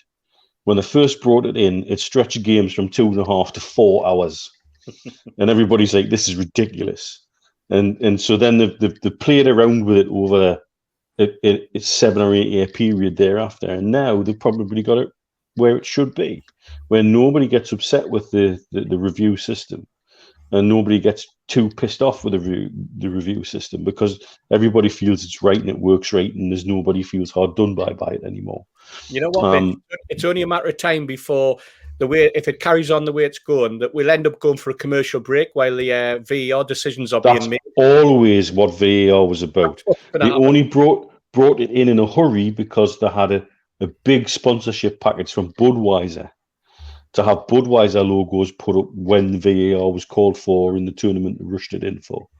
Yeah. That for Russia, for the Russian World Cup. Keith, what about... Go on. Sorry, Mitch. Sorry. Just want to ask Keith his opinion as well. Just have you been watching the Euros, Keith? Yeah. I mean, I know you went down to John Adamson's place, didn't you, for the first game? I did.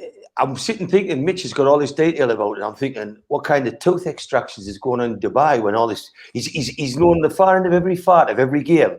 And I'm thinking, imagine getting your teeth out. And Mitch stood there with his pliers saying, hold on a minute, I'll just watch this. That's a bit... He's a proper fan, though, isn't he? He's a real fan. He's a football fan. During the last World Cup, I found a way to emulate my phone on the computer in the surgery, and I had the game, and I had the game running. I've got a second screen on the chair, and so I had my main screen behind us, and then I had the game running on the second screen on the chair, and all the patients thought it was fantastic. I bet they did. Well, go to the World Cup. Yeah, I've the first game I went to Hardwick Hall in Sedgefield. I went on the stage with Mickey Edmondson, and when stood there, and John Adamson come on the stage with Mickey and me, and they started the round off, which was 2 pints each. So he handed us 2 pints of lager to Mick, to me, and himself, and that was how the round was going. So there was 1,200 people sell out in the place, and it's sold out for tonight against Scotland. It's sold out, so nobody can get in there. But it's a massive venue, and it's highly impressive. What did I think of the game? I was impressed because I think people underestimated Croatia. I don't think people realise these are World Cup finalists. These are the proper cracking side, and people were just assuming that we'd wipe away. And it reminded me of some of the cup finals. I remember two of them stick out of mind was the Arsenal and the Man United one. We just thought we had to turn up and win, and I think England were doing that. I think a lot of the England fans thought, well, it's how many, and people were taking bets at 3 and 4-0. But I think it would have changed if that shot hadn't come back off the post. But to be honest, I think 1-0 against Croatia for the first round. And I think they'll beat Scotland. I think they'll beat the Czech Republic. So I think Croatia are a good side. People say they've only got one player. The team that impresses most, or maybe surprises most, it's two things. I think the team that impresses most, definitely Italy. When I saw the stats, 10 games, 31 goals to nil, not conceded in 10 games. I mean, I was like looking, going, really? Yeah. So those stats were a surprise to me. I don't want to profess that I've been watching it, and I sort of saw them come up, and I thought, Jesus Christ! And the other thing which impresses a lot was what that manager had done with his defence, because like Italy have always been able to attack and have always had flair over the years, but the defence, honestly, when they went at them, they just seemed to get the ball, knock it down, defend it, and move it. And I was watching them the night. They blew Switzerland away. Switzerland might as well not have gone. I was watching all the lasses from Switzerland in the crowd crying away, and I thought, you don't want to be crying, you want to be happy because you could have got back at 5 or 6-0. I thought that Italy were leagues better, and Switzerland aren't a bad side neither. Switzerland's always been a tidy football side, but it was men and boys. So Italy's the team that Steve Hasty tipped early doors, and I think they really, really will be there at the end. I tipped Holland, and nobody's mentioned them tonight, and I think they're very credible. I mean, they were 3 up against one team, against the Russians, I think it was, and it was finished 3-2. But Holland score goals, and they just have a flair about them. So I tipped them to win, and after what I've seen so far, I was thinking if the draw went right, it would be like Holland-Italy. So sort of kind of put it in, but the team and I sort of smiled at and enjoyed watching and was shouting for was Wales. And I'm an England fan through and through, but I tell you what, you can't knock the Welsh. They had more spirit, more backbone, and them lads went for that game. And when they were playing, I mean, you could say Bill did this. I mean, Bill, he is still a world-class player. And I was so pleased at Ramsey because he'd missed a chance, early doors, and was, the ready to get on his back. But his finish for that goal was quality. Like he literally touched it and hit it with his other foot instantly. And I was delighted for Wales to get through. And I think Wales will qualify now. But if the Sweaty Sox don't get through and us and Wales get through, I mean, there'll be some Mickey taken away. I live, that's a certainty. There's been plenty Mickey taken online. That photograph has been doing the rounds, hasn't it? Of the goalkeeper. Here's one example of the goalkeeper, Spider-Man getting him tangled up in the net.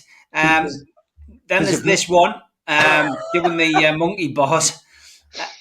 This one, which is pretty good, taking the knee, which has been quite topical. Then there's this one, where he's doing some wrestling in the back of the goal. But I have to say, this has been my favourite one. And it's Matt Hancock doing some kind of dancing with him, which I thought was absolutely brilliant. Matt Hancock, of course, who's been in the news this week because Dominic Cummings has obviously had a pop at him, said he's not effing very good at his job. I had to laugh this morning on the news when they showed footage of him leaving Downing Street, and one of the reporters shouted through his window, "Are you not very good at your job?" And he went, "I don't think so." I thought, what an answer. Fantastic. Right. But some good stuff. Thanks again. Thank you for whoever sent those pictures in. And don't forget, the food bank bucket has got an England flavour, but it's still up and running. NUFC fans, foodbank.co.uk is where you go to make a donation tonight before the England game.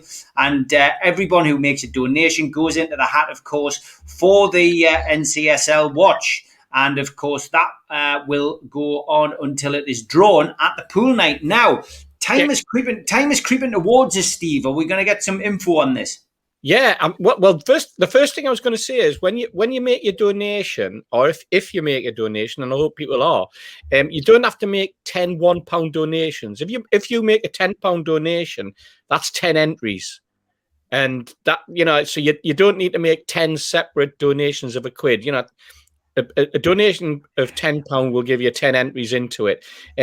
John's, we're gonna start next week and the week after. We're gonna put out some information about exactly what we're planning on this particular evening. But the main thing is that you're going to come along, you're going to enjoy yourself, you can shoot a few games of pool, you can have a bite to eat, you can have a drink. The bar's going to be open. The restaurant's going to be open, or the snack bar, or whatever you want to call it, and you can just interact and have a laugh. John's arranging some sort of some particular games that can be played, whether it's killer or whatever. I mean, I'm not a pool player or a snooker player, so I'm not familiar with all this, but the lads from QTech and some of the pool clubs dotted around the northeast, they're really getting behind what John's put together, and I think it's just going to be an opportunity to enjoy yourself in a different environment. Pop in for an hour or two, shoot a few games of pool, go for a few drinks around the town, come back, or spend the whole evening there. And as I say, it's 24 hours. Now, I'm not going to manage to stay there for 24 hours. I can guarantee that. But I know that John will, and I know that John and the pool lad, that's what they love. They're really looking forward to it, and they're really looking forward to meeting people, and to. It's not a competition as such, but it's an opportunity for people to just have a bit of a laugh around the pool table, and it's something that. I don't know about you guys, but it's something that we haven't managed to do for 12 or 18 months now, to actually just spend a little bit of time, a little bit of fun, a little bit of interaction, and a little bit of conversation. And John's putting an awful lot of effort into this, and I think that in the next fortnight we'll get the information out there, and we'll be able to build upon this. But the special thing is that we're raising money for the West End Food Bank, which does not just represent people in the West End. It's now got satellites over in the East End, in the north of the city, and is doing an awful lot to help the community. And from our perspective, from NUFC Fans Food Bank, is that it's football fans who have made up at least 30 to 35% of the money that the food bank has needed over the last 12 to 18 months. And in fact, over the last 4 years since we started this in what was January 2017. And it's a phenomenal achievement, but it shows what football fans in our city are really like. We all have a heart, we all have a conscience, and we also all support each other, and we support our community and the people who need help.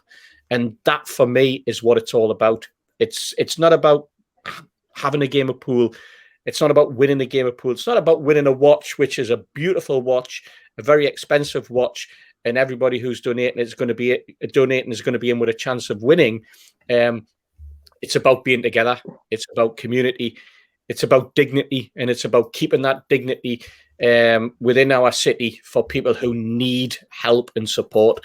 And when you have lads like John and the lads from QTech and all the other sponsors, we've got quite a few businesses now who have come on board and who are going to be sponsoring the events, and you'll be able to get your photograph taken. And you'll see how wide the support is across the city and across the northeast. And that, for me, is togetherness. As I say, it's about dignity, it's about community, and coming together and helping those who need it. Do you know what time they're going to present the watch? Because you asked me to do it. Probably after you arrive, Keith. In your limo. Bearing in mind you're doing the presentation, we're relying on you. You tell us what time you're going to be there, right, and we'll make sure it's. I'll be doing what you're saying. I'll be turning up and having a few games of pool, and I'll go and get some to eat, and I'll come back. You know what I mean? I'm gonna, I'll get there hopefully 2 or 3 times through the 24 hours. Yeah, well, I'll be there as well. We'll be definitely supporting this as much as we can. I like a game of pool, to be honest. It's always a good laugh. So, yeah. Are you any good at pool? I am. I'm very good. I used to play for a cool I team. You would be. I just had this feeling you would be, because I know you're gonna. The first game you're gonna play against me, because you know I'm crap at it. Well, I tell you what I'll do. I'll do what, and this isn't being arrogant. I'll do what Dave Courtney used to do, and that's play one-handed. Why don't we do a section where we play one-handed pool? I'll tell you what, it does level it up. All that means is Steve Wraith's good at one-handed pool, because he's so competitive. He would not offer that. He wasn't going to beat us one-handed. So I beat Dave Courtney introduced me to one-handed pool, and I've beaten him. So I do enjoy it. What appeals more is if Steve Wraith uses one hand and Steve Ace uses 2. That sounds more. I might need 3. You're going to rock up with your own cue and a glove. Yeah. You know what's going to happen here? There's going to be no shows the following week because we'll have all fell out over a game of pool. But the other thing which is worth telling everyone, Gordon Steen, who started NCSL with us, he's coming up from Surrey for that event. He's coming up and he's staying in Newcastle for the night. And Peter Baker, who's been a big help to what we've done, he's coming as well. So there'll be a couple of other people who've been on the NCSL journey. He's going to turn up with a big pile of pound coins, and he's going to stack them up on the side of the pool table, and he's going to be taking on all comers, and he's going to go best of 3, best of 5, best of 7. That's what it's going to end up as. I love it. We'll see what happens. Okay, right. Well, as usual, we've got about 24 minutes to cram everything in. I did promise Liam Kennedy that I would say hello to Matty Smith, who has purchased a Cult T-shirt. So big thank you to you, Matty, one of Liam's friends. And also a big shout out to Mark Patterson. Christ, Mark, is it the way that photo has been taken? Are you a giant? Great name, son. Great name. It is. I spelt the right way as well. So big shout out to Mark and to Matty. Thanks for Liam for sending them, and thanks for supporting us, guys, as well. Much appreciated. And any friend of Liam is a friend of ours, as we are. I think proved this week. Okay, we have, as I said, a couple of more sections to get through to fill in the rest of the show. So we'll go with.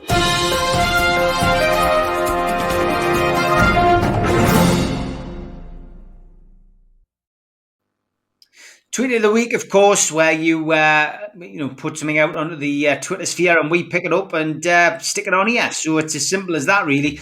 I love this one, and Spenny has been a big part of the NUFC Matters journey. Since we started up in March last year in 2020, and you know why I've picked that, lads? Just it's great to see him looking well. He's been very poorly, and for me, Spenny, get well soon, mate. Take it easy, don't overdo yourself, son, and you just keep doing what you're doing. Spenny's the one on the right, okay? Yeah, I love the fact that the dog's sticking its tongue out at Spenny. By the way, the one on the left's the pretty one.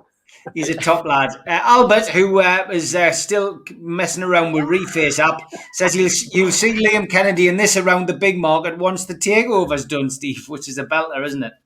Brilliant. That's. I mean, I don't know about you lads, but on Sky they've been showing Lawrence of Arabia. It's been on for about 6 months now during the lockdown, and every time I look at it, I just know that somebody's gonna make some connotation towards it.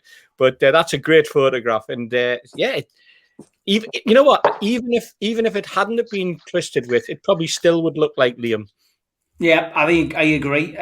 This one, yes. Mark, so who's that? So that's who was driving the VW to deliver the ball to the centre circle, ready for the kickoff. Thought I hadn't seen him on Tenable. Big job on Steve Wraith, which is good. Yeah, that's been the source of amusement to most people all week, hasn't it? It has, but I mean, on a serious note, there's a little bit of a bit of advertising. We've talked about advertising before, but there's a bit of advertising that you're thinking, what the hell's going on here? Remote control. What's coming next? And I wonder how many people thought that parachutist who came in the Paris in the French game was part of some sort of stunt as well. Because Christ Almighty, he nearly took people's heads off as he went across the crowd. Right. Did he get tangled up in the Sky camera thing? Yeah. Yeah. What a crazy thing to do. This one was Spenny making a comment on something. There's been a lot of talk about the airport. So the Sunderland Liberal Democrat councillors are calling for Newcastle Airport to be renamed Sunderland Newcastle Airport in order to reflect the relevance of Sunderland. Spenny just replied with a gift. Get off my land. Did you see the character that's leading that is the one that rocks up at the election nights in his shirt? That's right. Because they've got to go everywhere in that shirt. Yeah, everywhere. And he became the source of amusement, and a lot of people were using him as a bit of a JPEG, weren't they, this week? Right. Which I've got to be honest, I didn't catch on until a little bit later. But I did see somebody asking what they should call the airport, and somebody went Newcastle Airport. Yeah, brilliant. This was quite good from Dave. I've got 2 tickets for the Euro 2020 final, but I just realised it'll be on the same day as my wedding, so I can't go. If you're interested and want to go instead of me, it was at St Andrew's Church in Brighton, and the girl's name is Sarah. I've seen that a few times, but olden but golden, mate. Olds are the best.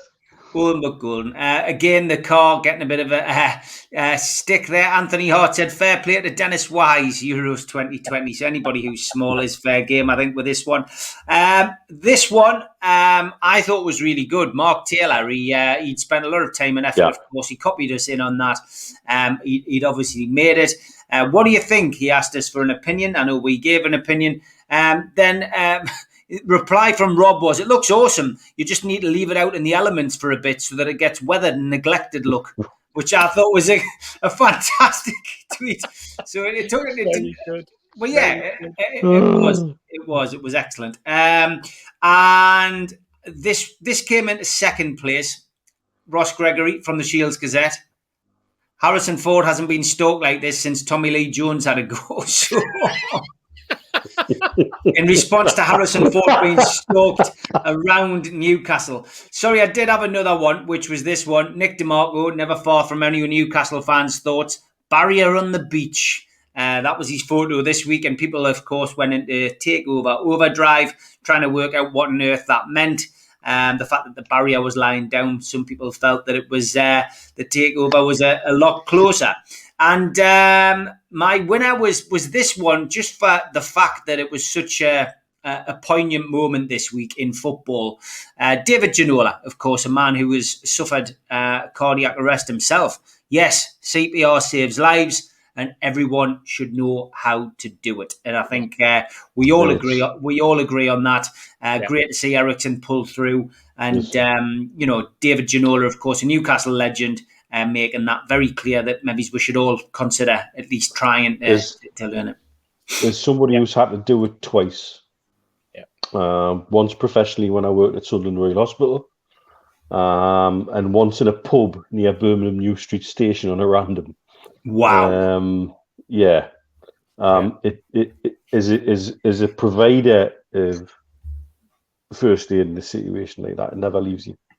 Amazing that, and never leaves you, mate. I think you had off to anybody who can do it. I really do. I think I told you guys about what happened to us on holiday where we were in Tenerife, and an old gentleman after the usual sort of, because you're on a eat as much as you like buffet type holiday. This gentleman from Norway absolutely had the biggest breakfast you'd ever known, and then came out and decided to jump into the swimming pool or dive into the swimming pool. Next thing I looked, of course, the swimming pool he dived into was absolutely freezing cold. I'd never known water as cold as my life, and he dived into it. And next thing I looked, and I just seen him floating in the water. Oh. And me and 2 lads just jumped in, and we dragged them out the side of the pool. They actually jumped in, and I was at the side, and they sent me to drag him up.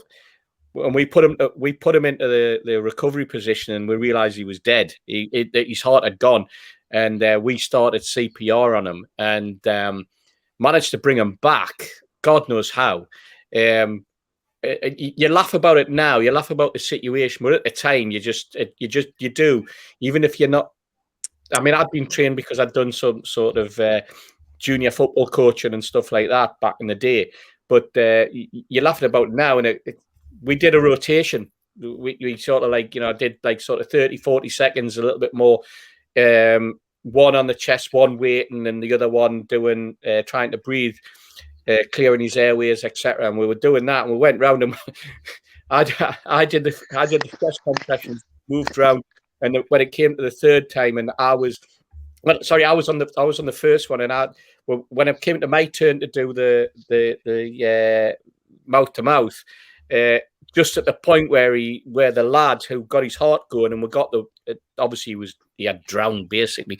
We got the regurgitation, and I was down there, and I got his breakfast, so I shared his breakfast with him.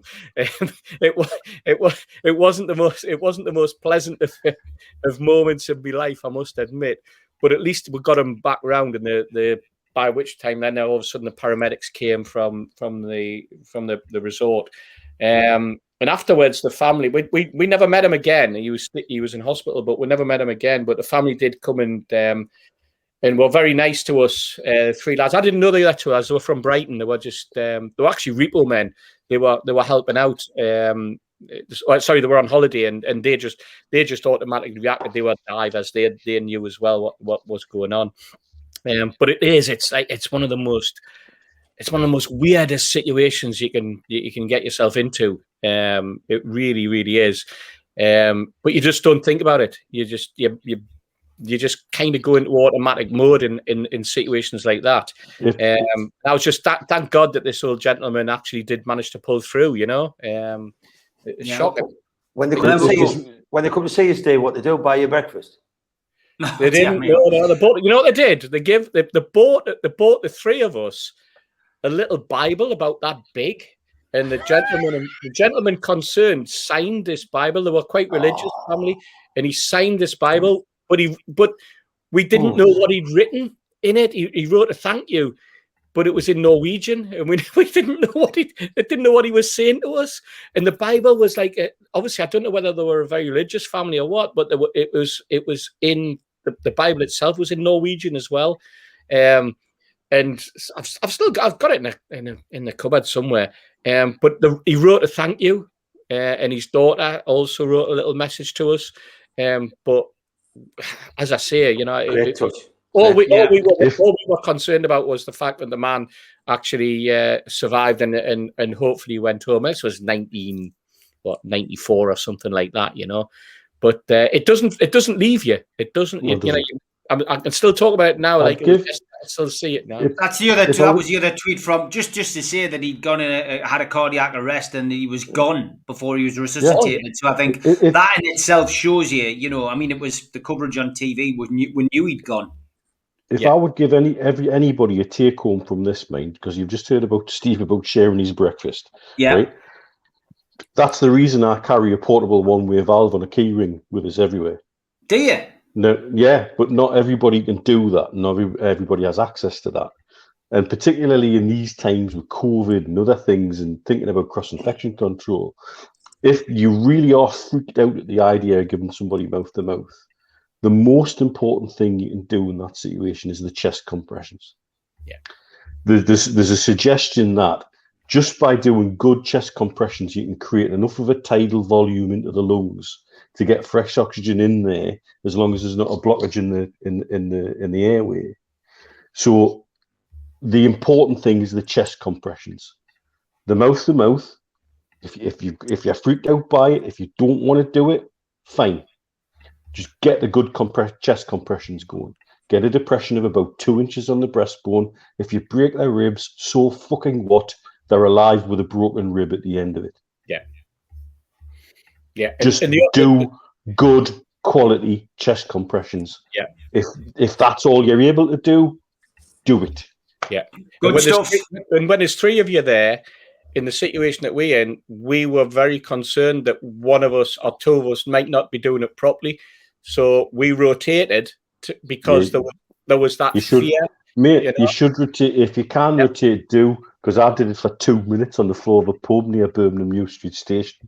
It felt like 2 hours, and I felt like I'd done an hour in the gym with Mr. Motivator. I was absolutely fucked.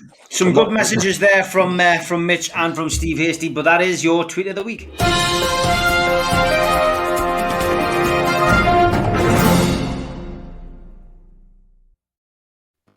10 minutes left and 40 minutes to go until England play Scotland, and just time, of course, to cram a couple of more of our regular items in, and if this one doesn't take very long.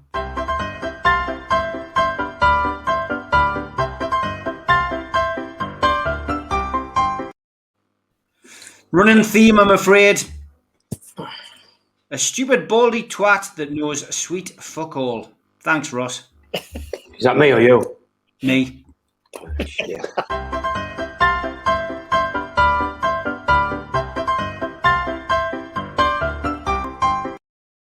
Yeah. Running theme. Boring. Although, Could be any of us, couldn't it? One from Josh, who, apart from calling us a fascist this week, did come up with, why would he ever be privy to information that sensitive? You've been had by the Shields Gazette, a dentist, a Tory, and an Anne Widdecombe man. And a what?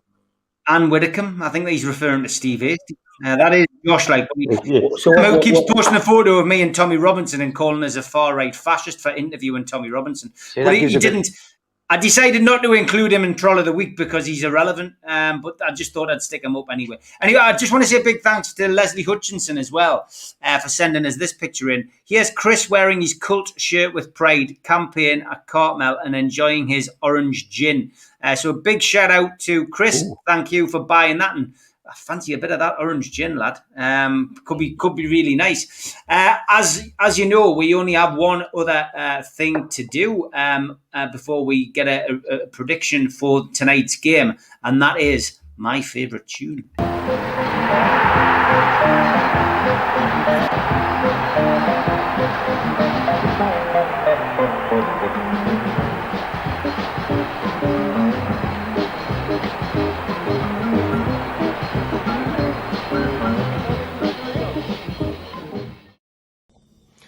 Evening all, Toon Tipster here with your European update. I really wanted to send an email tonight. I was desperate to hear Steve Wraith try and pronounce the Czechoslovakian substitutes. Anyway, last week he challenged me to come on, so I couldn't let him down. Mind you, in saying that, only I could choose to be brave enough to come and talk to you all live in the week that he's decided to do a pre-record. It's NUFC matters for you, I suppose. Anyway, Steve said I needed to do this because on Friday there was a massive game happening and I couldn't agree with him more.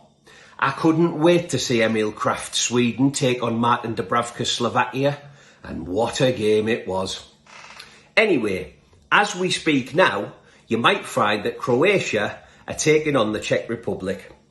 Croatia went into the game as slight favourites with odds of just over evens if you fancied them to win. The draw came in at 2-1 and it's a similar price if you fancied the Czech Republic to pull it off. Finally, apparently, England play a game tonight against a side that I've never heard of. Some insignificant, small, tiny country by the name of Scotland. Local derby, apparently. Anyway, naturally, England are clear favourites to win the game, and odds are as short as 3-10 if you fancy the England win. If I was you, I'd just keep your money in your pocket. Interestingly, you can get odds of up to 9-2 if you fancy a draw.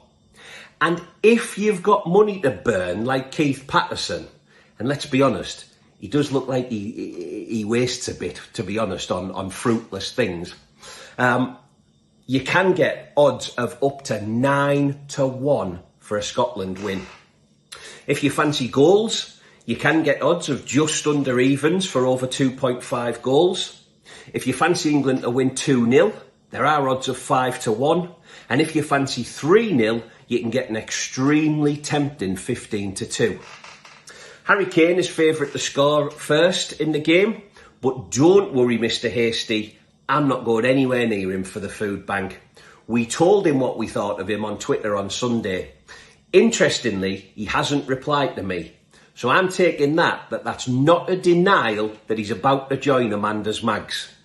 Anyway, my food bank bet this week is a simple treble. I'm going for Sweden, Croatia and England all to win at a very tempting 4-1.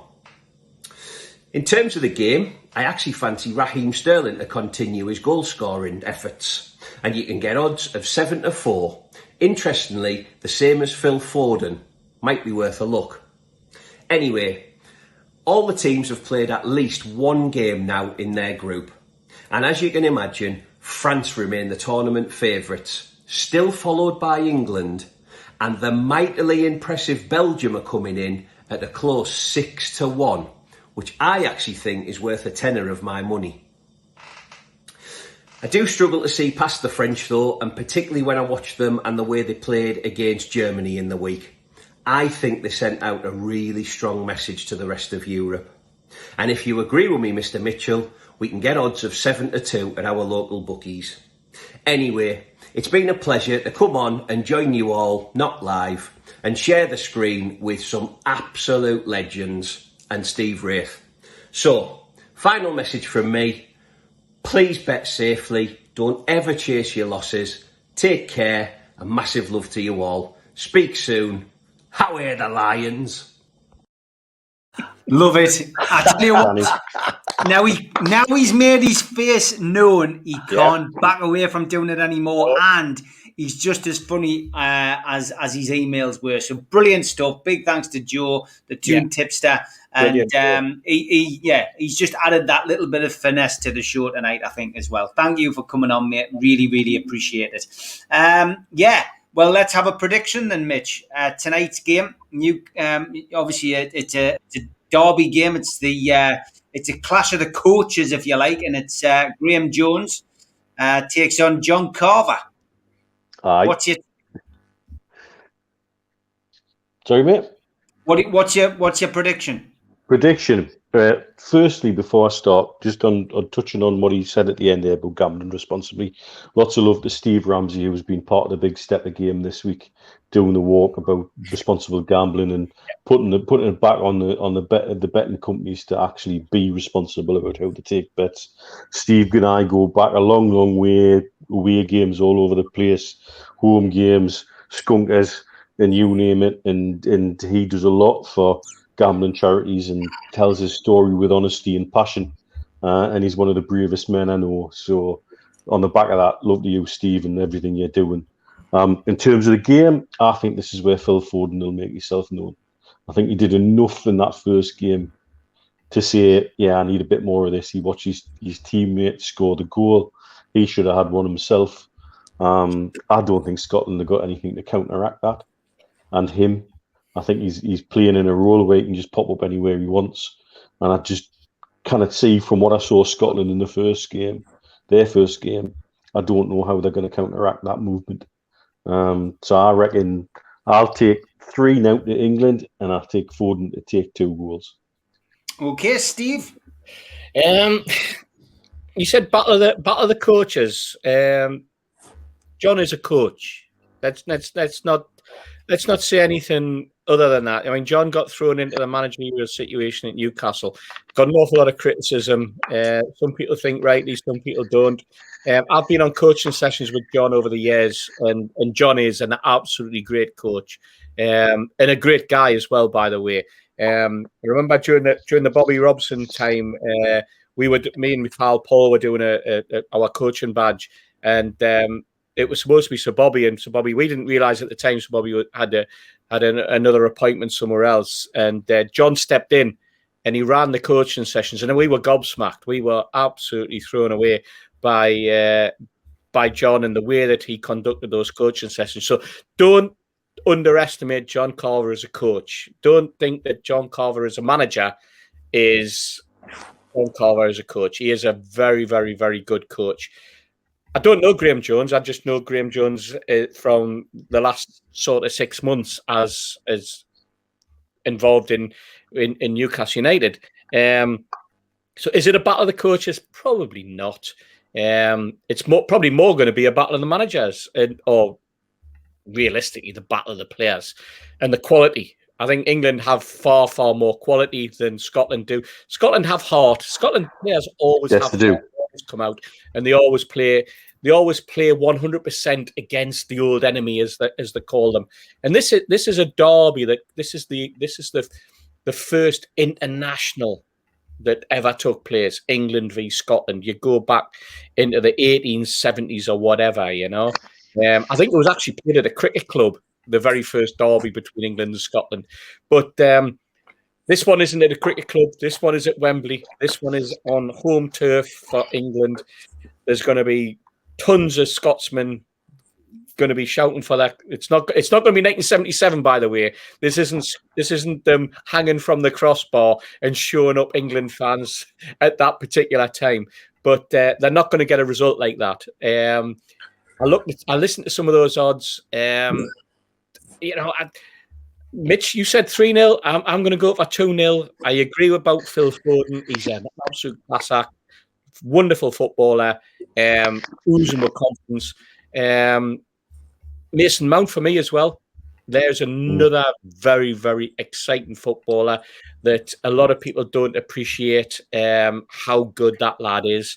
And if you can get those two working together, and they do work, by the way, and you've got Sterling and you've got Harry Kane, who's a world-class striker, and that's all I'm interested in. It's an England win. I'm going to go for 2-0. I know that sounds very, very conservative, but the most important thing is a win at this stage. 6 points takes us into the knockout stages. Come on, England. Keith? I think it's going to be Blue Thunder. I think there's going to be I think it's going to be a dirty game to start with. I think Scotland are going to leave. I think the only chance Scotland have got is to kick England off this game. The class gap is, I know I'm an England supporter, but the class gap is considerable. When I saw Scotland in that first game, they had nothing. You know what I mean? They were very poor. I think John Carver is a good coach, but I think it's about players. I don't think it. Once that game kicks off, I don't think it's about the coaches. I don't think it's about the managers as such. I think it's about the people upon the pitch. I think Kane, Sterling, and Foden will all do damage. And I'm predicting England 4, Scotland 1. Ooh. Fantastic. Good. Well, I'm going for 3-0, lads. I am confident. I think Harry Kane will find his scoring boots tonight. I'd like to see Phil Foden get a goal as well. He played well in the first game, but I'm going to go for 3-0. I think England will have too much for Scotland, and we'll be through. Scotland will be out, and looking forward to it. Lads, as always, absolute pleasure to spend 2 hours with you. I hope everybody enjoys the night off, and I hope everybody enjoys the match. Take care, guys. See you next week. See you, buddy. Good night.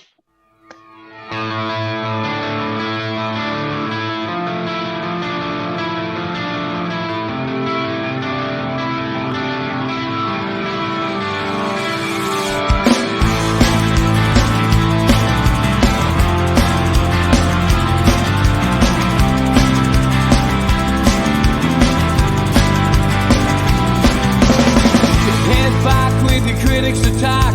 Feels like I've been talking to myself again. But it's the only way you're ever gonna learn. You look back and it's all in the past.